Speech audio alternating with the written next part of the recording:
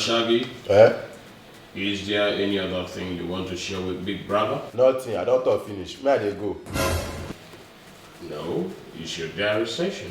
As I no come get wetin to talk again, cause say make I come sleep here. May I dey go? May I know why I dey tell you say may I dey go? May I dey go? Is there anyone who you are liking in the house that you think will lead to kind of serious relationship? Relationship.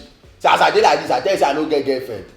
Abi as I dey like, you see me pe okay, I dey single, and maybe I am a lonely. Abi you see me dey sing Titanic on top my bed. Abi you see me dey lock mọ pillowcase. Abi you wan talk say you never hear about Suliya? Maybe you wan talk so Suliya pumping. Oh yeah, Melanie pumping. Suliya kan Ayétòrò kan. Beyonce in a making. Rihanna in a lives alike.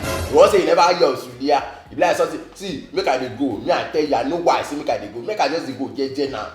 There's enough time to talk, Brother Shaggy. You think so? You think so? So, Brother Shaggy, how are you finding the house? How am I finding the house? How am I finding the house? But say they talk say Big Brother house lost me. Abi you see am for anything, abi see any pe okay, Big Brother house is a lot, they are finding it. How am I finding the house? See, make I dey go. I know why they tell you say make I dey go. What? What come?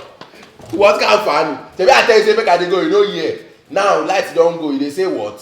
What happened? What happen? Come. The fuel don finish for generator. The remaining fuel wey dey there, I don go sell am yesterday for boys wey dey road. I don go use am play lotto. What? Soldier hands biting.